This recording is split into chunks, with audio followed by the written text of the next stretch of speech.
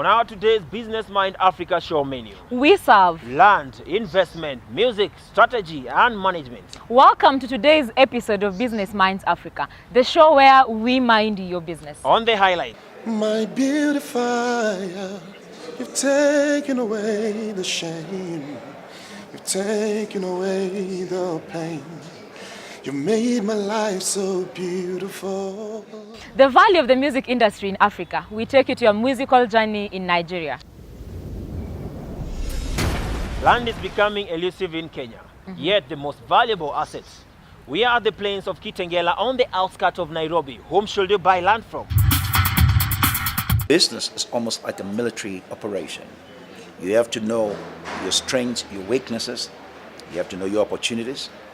And you have to know what's threatening your business. You've got to be able to cover all of those segments. So no business can flourish without a clear set of strategies to accomplishing it. And on the Conversations with Business Minds, we once again engage Dr. Charles Ndifon, a global business consultant, on the corridors of a business summit held in Nairobi. We will get to find out what book and ink to use in writing your business strategy. Once again, welcome to Business Minds Africa show. I'm your host, Rading Biko. And I am Rina Asami. Rina, welcome to the Business Minds Africa team. Thank you, Biko. The pleasure is all mine. Feel comfortable as we travel the SME world. Thank you. I feel so humbled and honored. As we promised last week, this week we are on the music industry in Africa. We got to hang out with Nigerian gospel artist Chris Shalom. We got to explore his musical journey and the music industry through his perspective. Your beautifier, my beautifier.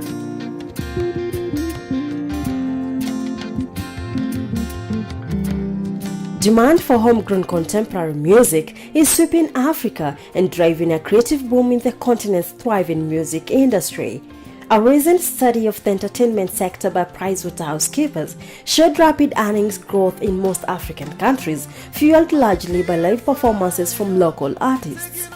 According to the report, Nigerian music industry was worth $40 million in 2011 and $47 million in 2015. By 2020, this figure is expected to double to $86 million. This trend is replicated in other African countries, with Kenya and South Africa showing similar projections. Generally, Nigeria's music industry has made significant strides and is now arguably the most vibrant music sector in Africa. It has the highest number of internationally successful and decorated contemporary music acts. You made me just like you, my beautifier.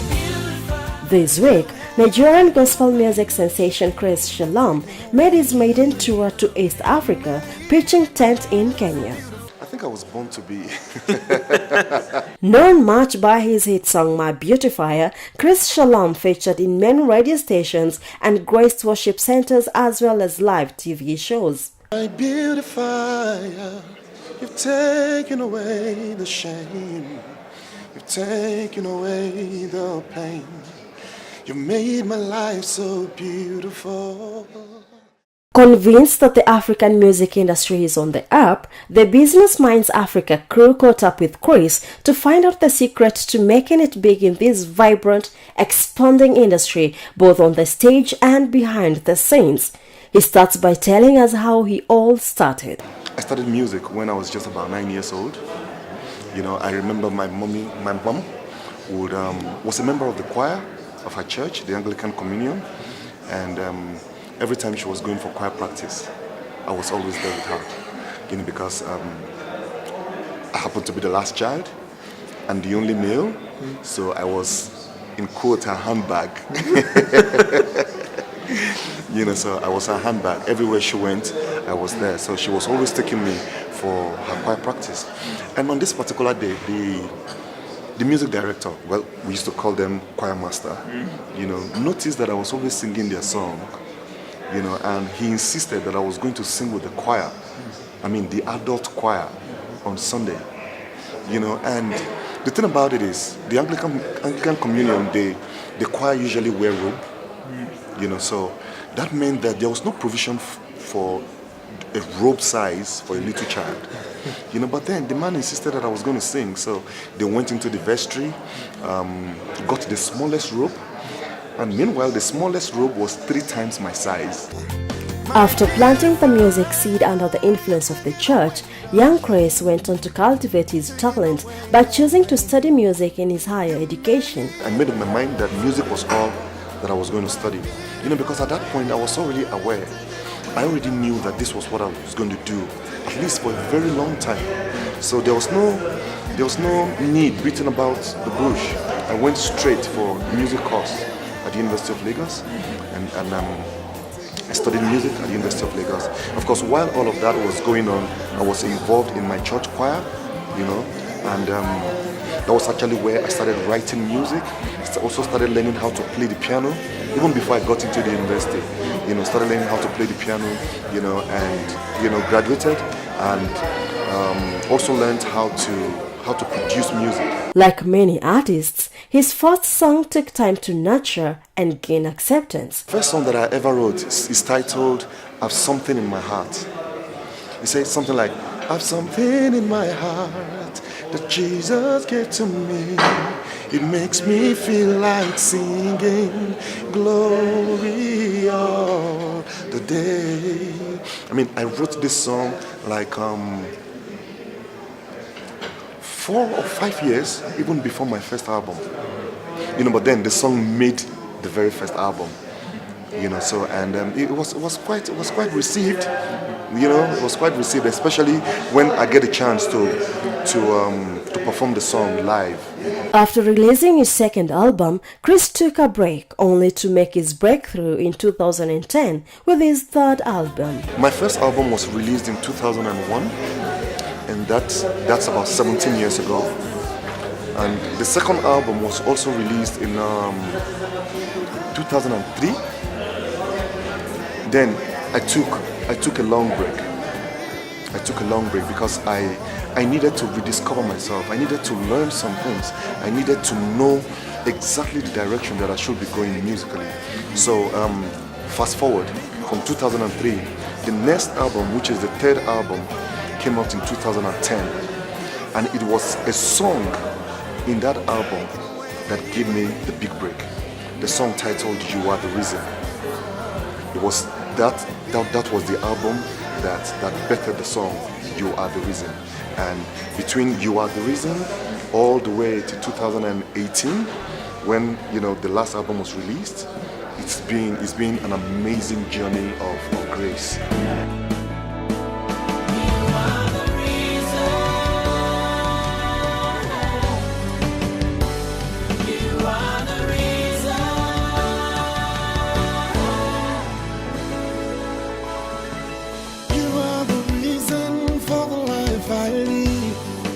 His music is his business. Chris has a team that works to make sure there is a good strategy to succeed in this mission.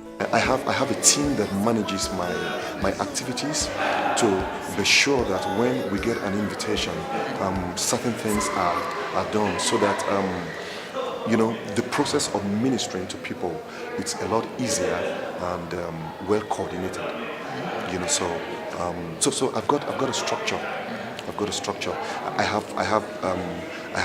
a manager that manages my online activities, especially the sales of my works on the digital platforms and YouTube, and ensures that my image is always properly, it's always good out there.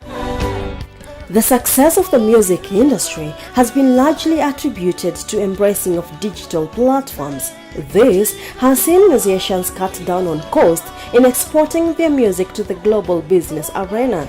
However, with it comes the challenge of maintaining a good image as gossip sites seek business by exposing celebrities.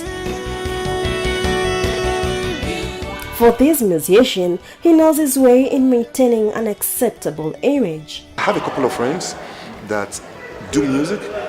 Now, when you go to their page on Instagram, for instance, you see all manner of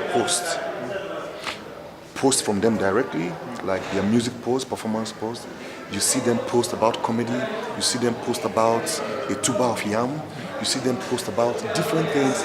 And the question I ask is, with these, you might end up confusing your fans. Because today you're posting, maybe for the next 10 posts all about comedy, and now they don't even know who you are anymore. Now, if you get on my page, you can actually tell who Chris Shalom is, because my posts, they are consistent with the things that I stand for. The secular music industry has been leading the religious genre for quite some time in Africa. According to Chris Shalom, the industry has dramatically revolutionized. There was a time that we were completely sidelined. Relegated completely to the background, where our music was subjected to only Sunday mornings. So if any radio station or any TV station is going to play your music, it has to be in the morning from 6 a.m. to max 10 a.m. After that, no more gospel gospel music and all of that. And we had to, a few of us had to sit and look through it to know what the problem really is. But then what we discovered was that the quality of music and the quality of videos and the content generally was very poor. So the radio stations, the TV stations won't want to identify with mediocrity. Whereas the secular guys were doing amazing videos, working with amazing producers to do, amazing stuff, and they were always getting airplay, but then when we realized that, we decided to consciously begin to work on it. Now, gospel music in Nigeria, we can boast of one of the best productions, the best videos coming from the country, and most importantly, the quality of our content, of our songwriting has increased, both vocally and songwriting wise. All of that has increased, that right now TV stations are calling us to play our music, and there's no discrimination anymore. They can play our music, is worthy of airplay from Monday to Sunday. My Beautifier is one of the albums doing well in Chris Shalom's music business. He takes us through how it is to manage his resources from a business perspective. Once my office is satisfied and everything is going on well, then the remaining part of the money goes to the business part of me, which is my wife. Having traveled all the way from Nigeria, here is a parting shot for musicians and the ambitious. When the purpose of a thing is not known, abuse is inevitable. You must get to understand who you are and what you have been called to do. You must understand what your assignment is, because when you do, that is going to help you to focus on your assignment. Because with just one song from the throne of grace, your entire life can change.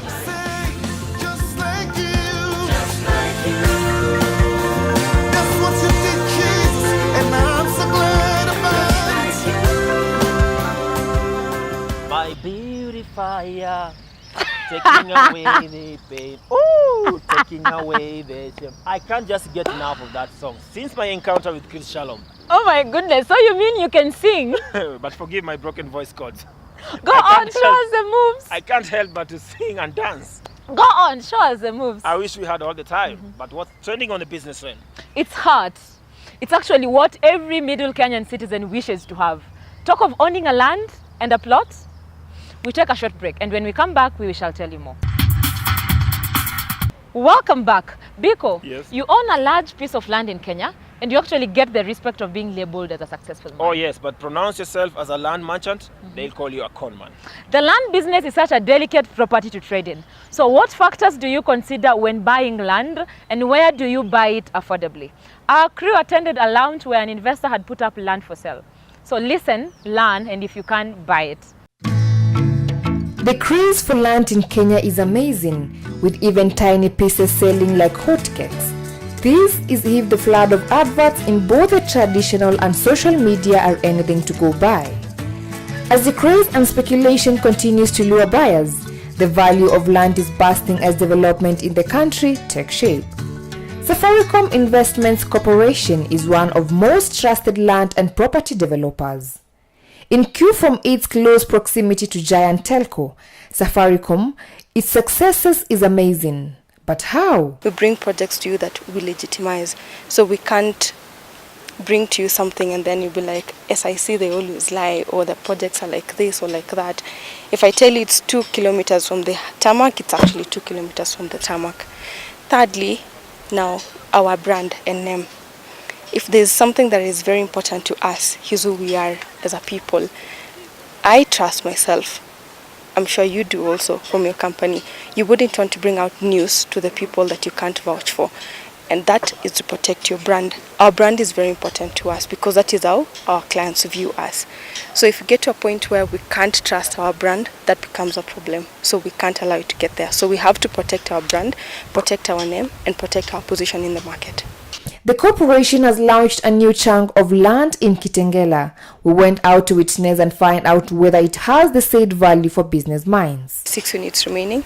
So we already have bookings on ground. So I can say the uptake for this project has been quite positive, being as from March to now, we're almost selling it off because 28 units, hopefully by end of day, because we still have guys coming to self-drive, we might be able to sell it off. So the uptake is quite positive.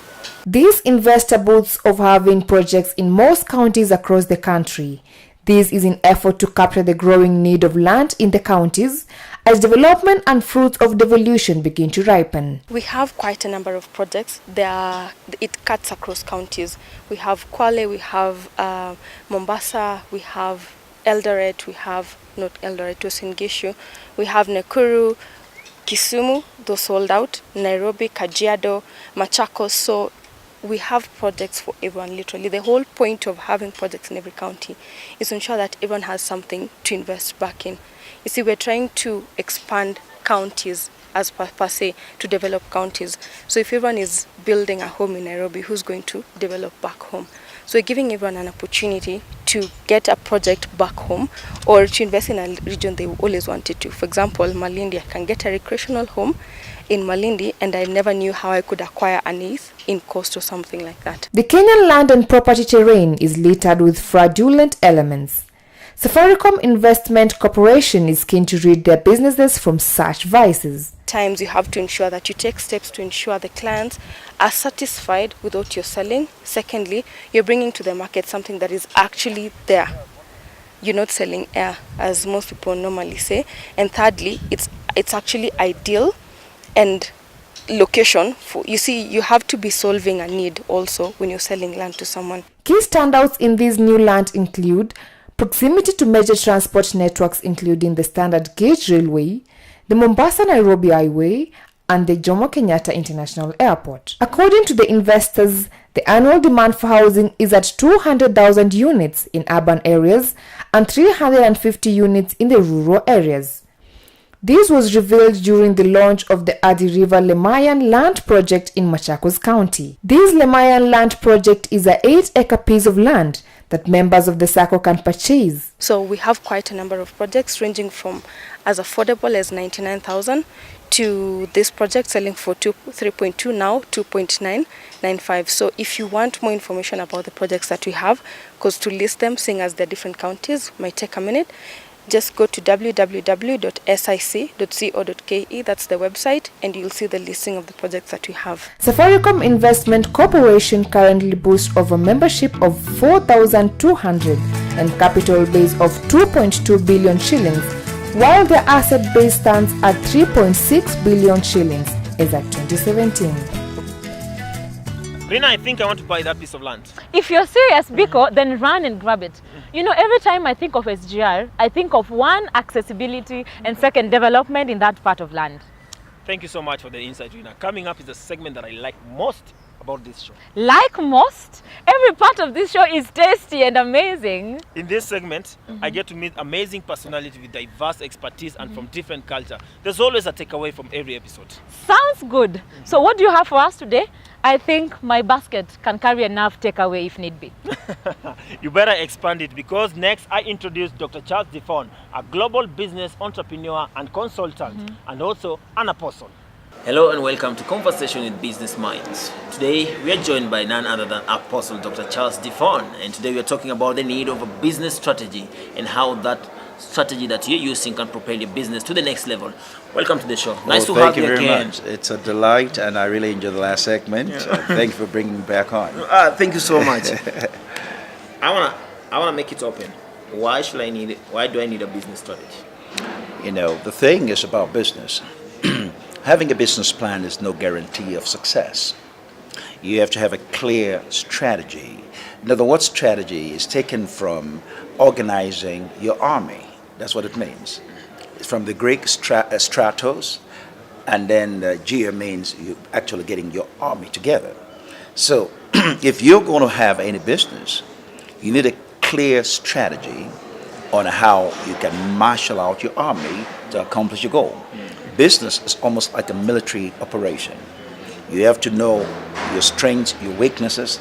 You have to know your opportunities. And you have to know what's threatening your business. You've got to be able to cover all of those segments.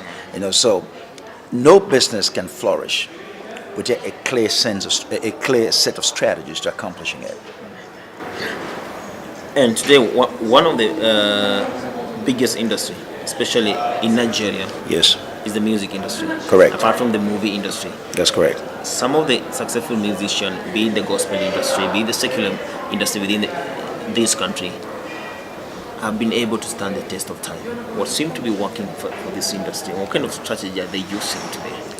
See, one of the biggest thing about any industry, I'm going to give you, maybe this can cover most of the segment, 7 key things that you need to do to increase your market or increase your strategy in the business, whatever business you're in. If you look at the business industry, let's look at in the music industry. I mean, you think about this. First of all, you have to examine your market. Music, for example, most music is regional.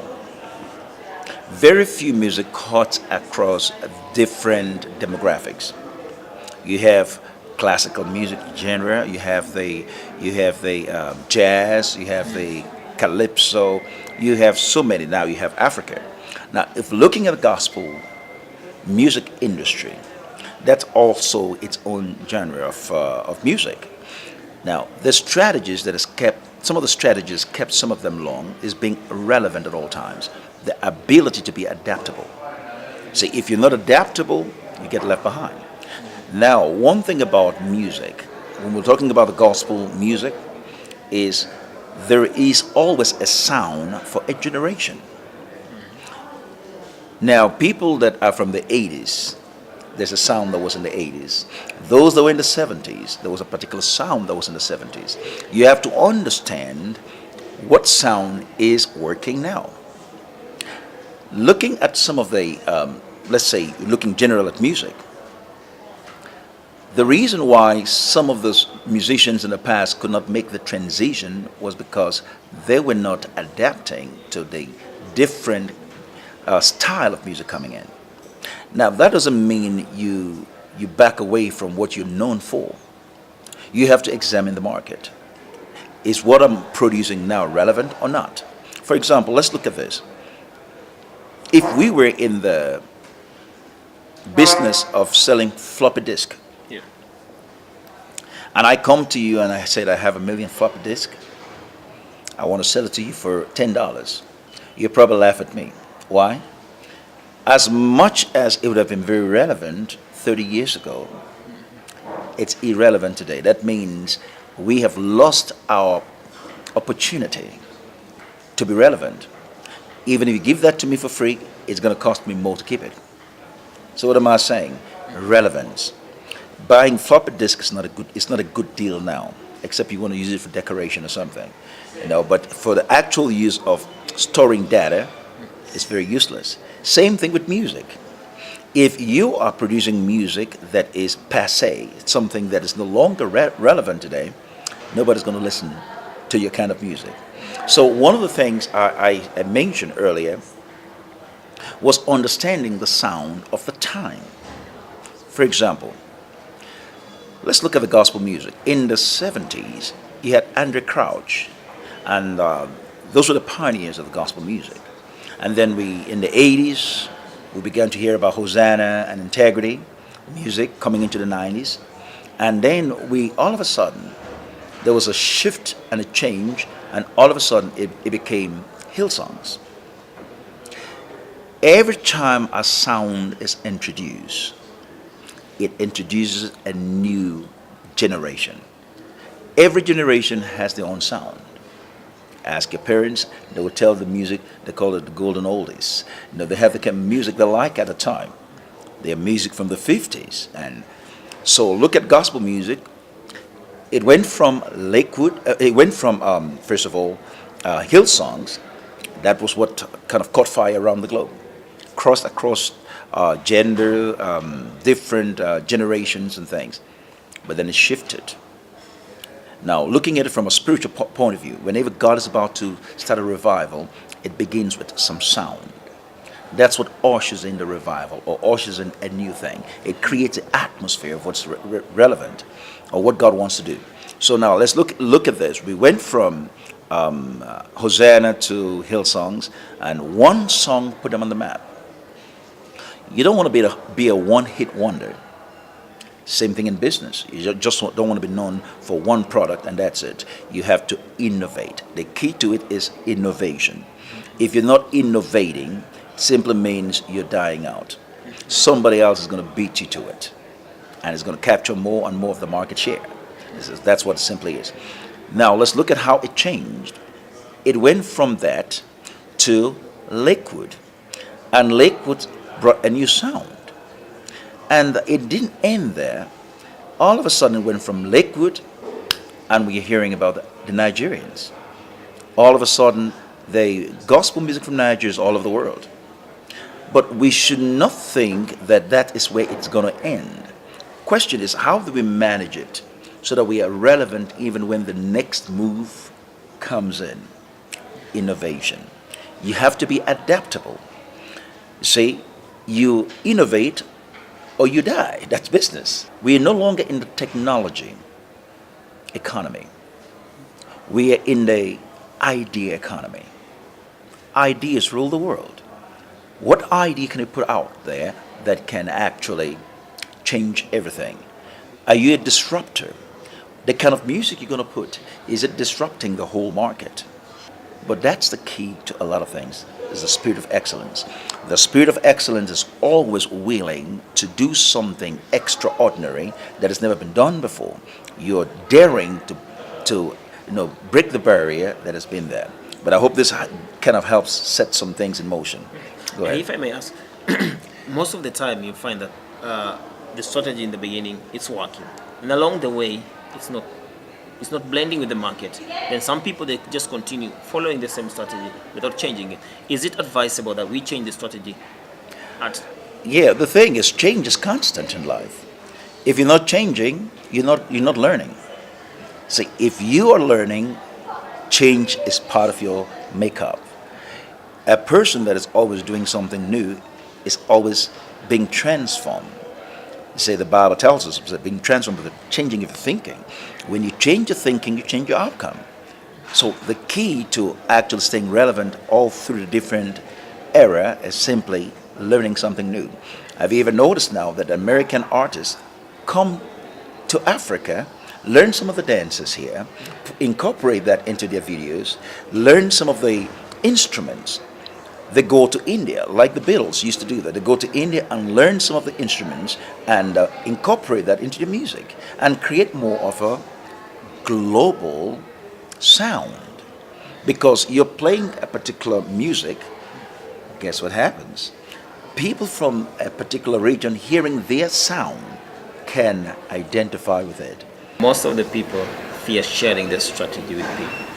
Is it advisable that if I have a strategy, should I share it with somebody? So some people think that if I share my strategy with somebody, they're going to steal my idea. If a person's idea cannot be challenged in the free market, then it's not a good idea at all. And that's what communism is. You see, if you have one idea and I cannot challenge it, then yours is pretty weak. Let's put all the ideas in the market. The best idea always wins. Now, I have no problem with sharing my ideas with people. That's the difference between what they used to do back then with proprietary software and open source software. Open source software has created more millionaires than the proprietary software. Proprietary software, after a while, your product is no longer relevant because the world has moved beyond that. Thanks so much. Such an insightful one indeed. But does that make sense? It makes sense. Now, I mentioned that a few things. Did you want to go to a break or something? What do you want to do? Are we done? I wanted to just share a few things that I had, just some thoughts on helping people become in business. Yeah. One of the things I said, you have to become exceptional, uniqueness. I talked about you have to develop expertise. You have to be the one that has the reputation as the best at what you do. Does that make sense? Absolutely. Those are some of the things we teach in the business seminar. You know, you have to be the best at something so that people can refer to you according to so and so. That's one of the things you have to learn, and you have to become a person of excellence in everything you do in business. You know, people don't want to come to somebody that's mediocre. I always say this: there's always room in the market for excellence. I would rather buy a better product at a higher price, so long as it can serve me longer and I don't have to waste my time trying to rebuy another product. So people are always thinking that if you can produce the best product in the market for even a higher price, you know who I'm thinking about? Apple. They do that all the time and we still buy. Yeah. They hike the price and we shout and scream, but we buy it because there is quality in the product. So when you understand some of those things, it changes your competitive nature or your competitiveness in the business. It changes everything you're doing. But those are some of the things that we'll be teaching in the business seminar when the people come. And I want to invite the CEOs of companies, the people that are starting out. You can learn how to scale your business. See, every business can become 1,000 times its size today, but we have to give you the strategy on how to do that. We can teach you the strategies, and then hopefully the people can learn something and we can build a better world. And that's what I want to stop with that. For the rest, come to the seminar. Well, thank you so much. That's all Thank we you. had for you on the conversation with Business Minds. Biko, you must be so lucky to have had a one-on-one with such a rich mind. I'm so humble, and so is this show. We thank Dr. Charles Ndifon for being generous to us and our audience. We wish we could have another session with him. Well, because now you know that you have a company, and better be ready because I don't mind stealing a few segments from the conversation. You're so much welcome. Actually, my mission is to get as many business minds as possible across the world, so your support should double that. Wow, thank you very much. I didn't expect this. I feel humbled and honored. And so that brings us to the end of our today's show. And as usual, we love to hear from you. For comments, or if you want to feature in our show, do not hesitate to contact us on the address appearing on your screen. I've been your host, Rading Biko. And I am Rina Asami. See you soon. Until then, Keep minding your business.